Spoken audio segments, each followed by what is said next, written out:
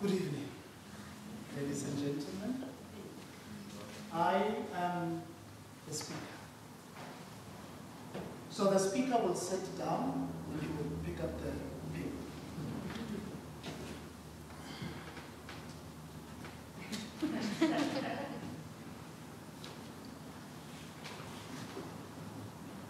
So behind the speaker there's a white wall. And there's a speaker. And in front of the speaker there's a white wall, a speaker, and two lights. And the room is dimly lit. Nice. And lights are casting shadows onto the wall. Not too much, just enough. There we go. And then with a commanding voice, he will speak. And at the end of his speech, he will look back. And then the lights will go out.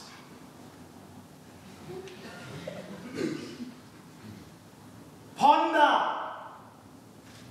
Yonder is a dreadful desire, dressed in a daring daffodil, poking a thing that somewhat looks like a moment hidden in the capturing of the ticking of a clock. Look, an overbearing drought has found refuge on the hills of Jordan.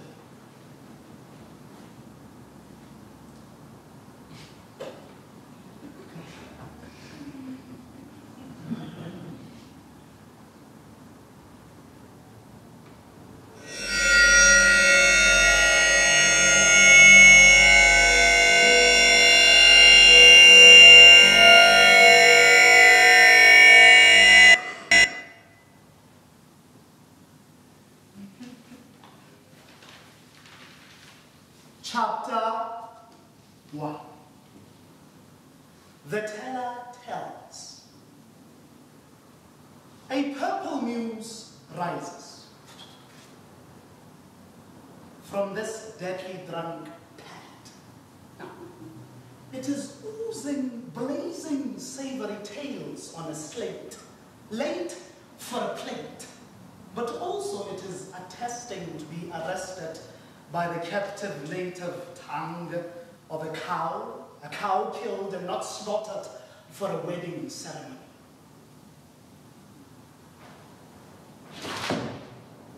Verify these foul files amid men's teeth, and confirm these frowns across these women's eyebrows, that date flagged white rooms of a rumor that people flagged the newlywed with paucity, stained her to tatters of red globules, bewitching the hands of her time and tithe, and the 90% all in vain. And again, gain to them was but lame, all in hope to expose the serpent in her. But ignore your idea. The Cain in them killed the Abel in her. Baba, baba, baba, baba, baba, baba. Allah Musadi Ale, Iona Mawe. Now I am unable to care.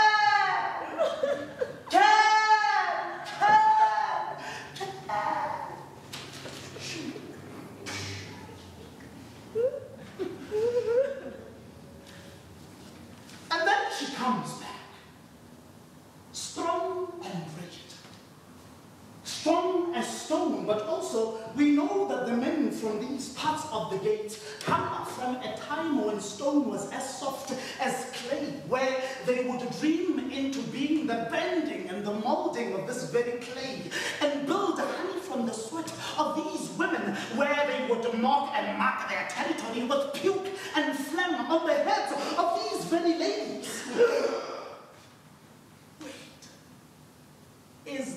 flag made of nappies? Another thing that we learn from these rumors is that the men from this place are pretty much fearful of the unknown and of responsibility, and this pokes one into questioning further, really.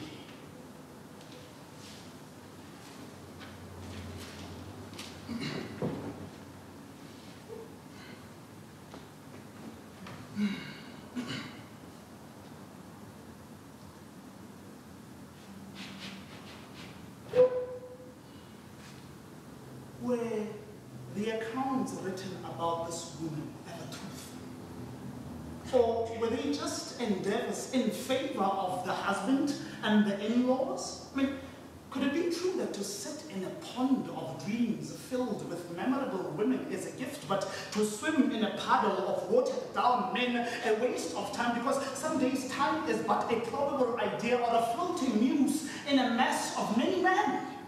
Because surely to plant is a godly act, and pruning a parental duty. Seeding is then bound to take place, sprouting then the end result. But also beware and bear in mind that the fruit of this thought has sprung a drink of amusement from the well of skepticism, and perhaps doubt is inevitable in this regard. And yet we ask again, do we blame her for looking back?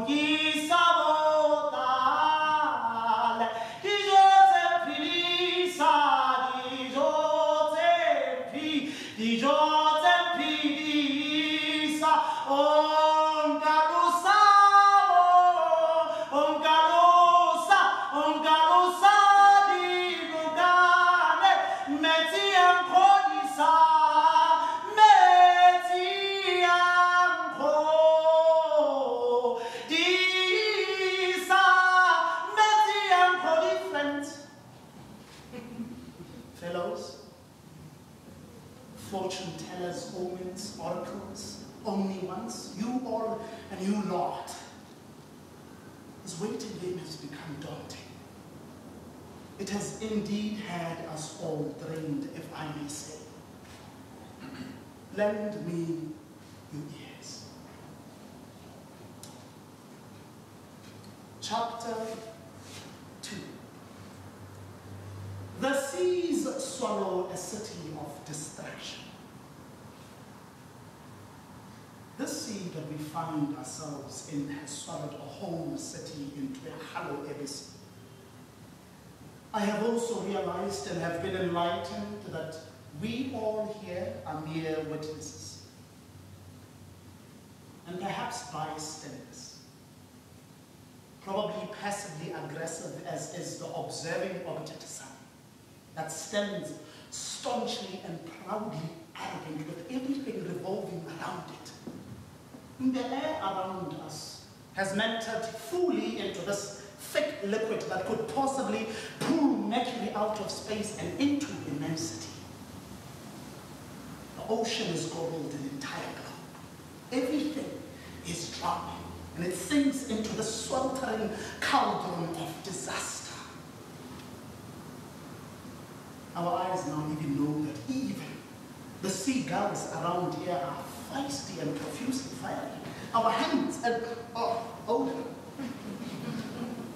Pretty much clear that fish and eagle are best friends in food and fight. Things are definitely of a different iris down here, and it is evident that octopus and sardine aren't perturbed or in any way disturbed by these horrible mud-looking houses here under. This, though, is a city underwater, but still on fire. Ash and dust prevailing in these waters. Thick air smoke forms the bubbles that have resulted in the coloring of this water. I mean, turtles here under, they are bloated, airy, fiery, freaking fatty, fabricating their eggs boiled instead of hatched or poached. And I have since realized that a species has come to a dead end. But another one begins. A hybrid of sorts. Infants are progressively becoming dinosaurs. Citizens here under are engulfed by the sulfuric blaze that has blessed us all with our portable packages of deeds. But one woman becomes the gemstone pillar of sin, vertical and upright, erected as though she is the mycelium of this very dead sea.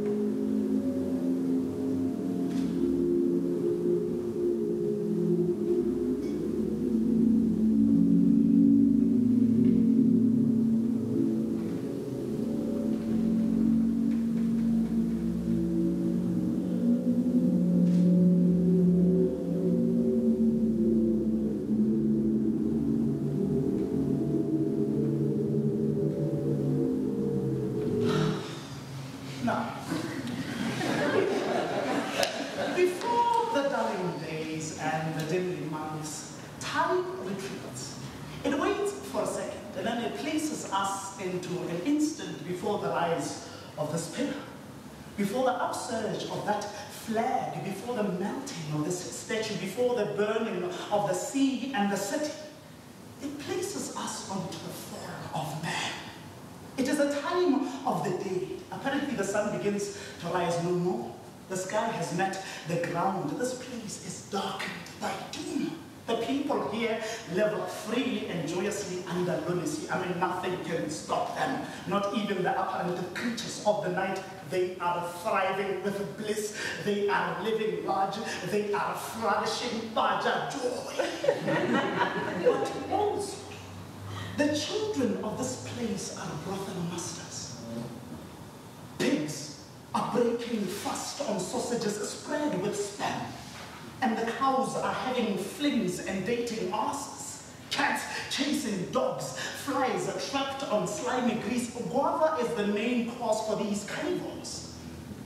But that flag, the cloth, the citizens are licking lilac fabrics, hoping for some savory silk. And rumor of the last days still roam around the fence. Chapter 3. The event. The story as told to the children. Now, one gory night, a woman and family were sleeping, fast asleep. So, her spirit wakes up. It packs itself up and then decides to leave this place. She clocks her daughters. They are buried in sleep. And then she decides to bury tiny whispers into their wide awake ears. Shh, be quiet. The children are chatting. Look there, the sun is setting. Sit in, the rain is coming. Take this dusk is daring. Night falls, your mom's pots are burning. Taste that.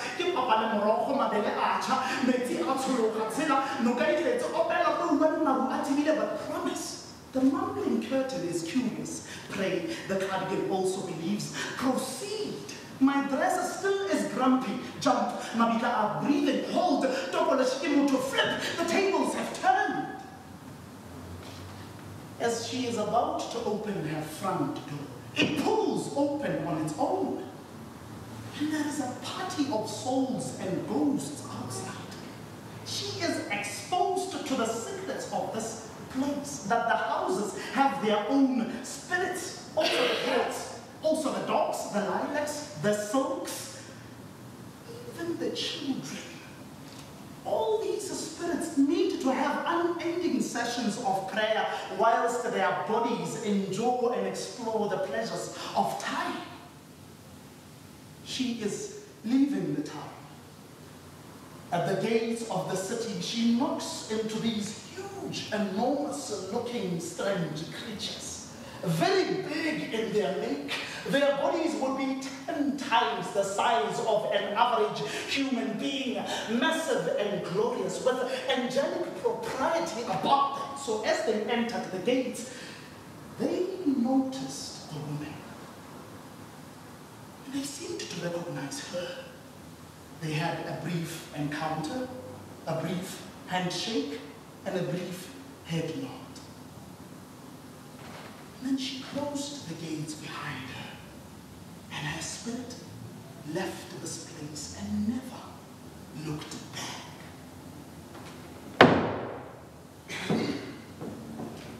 Chapter 4. The event. Fleeing with the handsome men. Now, one gory evening, when dawn was approaching, a man was sitting at the gates. Heads and elders of the city, they too, in their flesh, they were sitting at the gates. They conducted business, and when their issues were solved, they all went back into the city to have the best times of their lives. But the man remained behind, as though he was waiting for something or someone. The two glorious men entered. They were very good looking. They were beautiful, heavenly, handsome. And they were looking for this very man. Overjoyed and nervous at the same time, he asked them to kill time in the waiting of the people, so that the people can go to sleep, even if it's on their feet with drunkenness, so that they do not see these strange-looking figures who are beautiful. The city was famous for sexual violence. Cats ate dogs.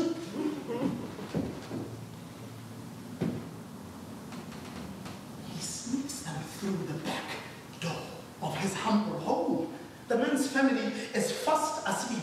The woman sleeps in her flesh. Remember the spirit? The daughter's asleep, but the mumbling curtain is curious. Somehow the people of the town know that the city has guests. Could it be that their splendid scent fills the whole town with interrogation? Then a mass of residents gather outside the man's home. Violence was rampant. Before he could open the front door, it pulls open on its own. He is then exposed to the lethal rage of the spirit of this town. In fear for his guests, he then offers his only 2 daughters, his virgin daughters, to this livid public. And then the citizens were enraged by this. They then threatened to break the windows of the house, and then the guests quickly pulled the men back into the house, and then with wrath they exposed their true nature, struck a lightning that froze the organs of the people's town. Pure blindness they were all struck with. Then the guests revealed to the men that they were sent by the heavens, and these were the same strange, good-looking, heavenly, handsome figures that the women came across at the gate. Remember the spirit. They then told the men, flee for your life. Escape for your life. Look not behind you, lest you be consumed. And then the man wakes his family. He wakes his daughters, who still hear the lingering whispers of their mothers. Shh, be quiet. The children are chatting. Look there, the sun is setting. He wakes his woman's flesh, whose spirit has long left the city. They all wake up, pack themselves up to leave this place. Like galloping stallions having seen snakes, the contest to safety begins. The fleeing commences. The race starts. The track is clear open. The running is awaited. The crowd is on standby. Death is an itch on the palms of the people. Heaven yawns at the sight of this dwelling. The leaving has begun. The treacherous city begins to sing, to croon and collapse the prayer in dire need for spring. The insect in mid-air also packs its belongings to leave. All that can be rinsed of this grime escapes, but the flies remain behind, with sewage pools in the taverns. Oh, the men lead the way. Daughters and women follow. Clouds gather. Quick quake awakes the bloom. Boils of spring. The ground is tremble-bound. Steamy scent, hot wells. The running intensifies. Sweating feet, sticky for saliva. Breathing becomes harder. Falling begets walking. Loads heavier. Load shedding. Backs drop. Tears drop. Eye bags, dry lips, cavity foam. Throat cuts voice. Bleeding begins. Pleading begins. Yearning occurs. Longing lingers. Envy hovers. Fight this edge to death, he edges. Flee for your life, lest you be consumed. The walking continues. The running remains. Sweat swells. Flip. Some miles away, the woman is left behind.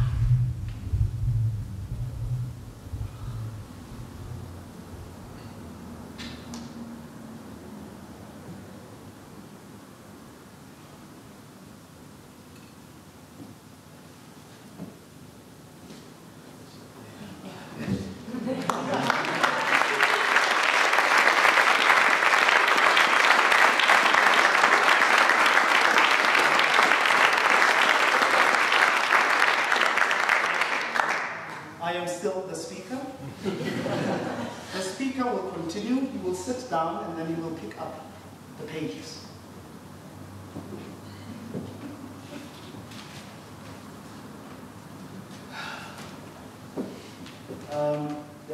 So the wall is white, there's a speaker. In front of him there's a speaker, there's the wall, and there's the lights, and the room is lit. Well, dimly lit. And that's all really. I will read the last text, and then at the end it will be a blackout. Chapter 5.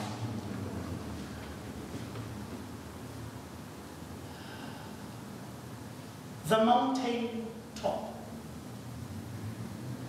To attitude mountain atop, piled up with crystal sight, is greater than punishment.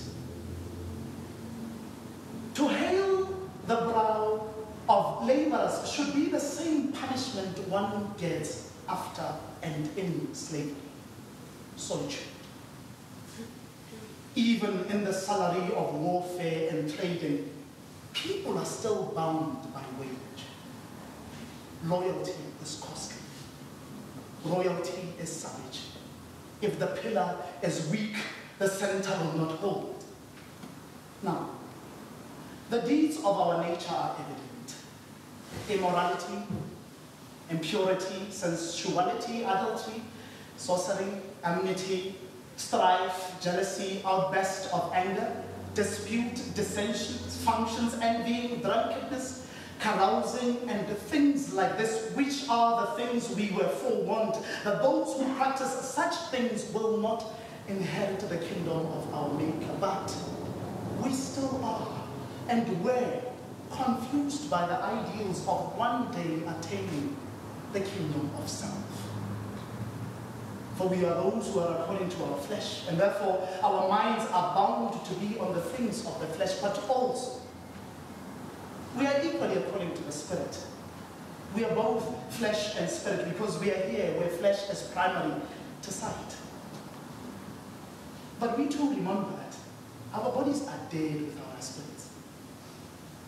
Meaning, to live could be a spiritual act alone.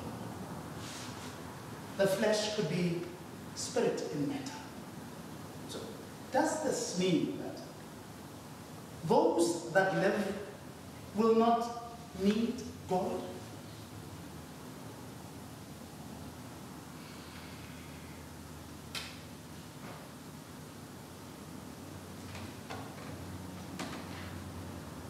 The splendid spectacle on us the omens ogles, and twice the twin towers' height hides a poet behind a cloak. His gaze grazes Gnome the gardener, and there he plants caskets. Firm the grip, flavor the ground, fertile to fermine, ash to earth, ashes to ashes, burial holes to quiver, quiver to break.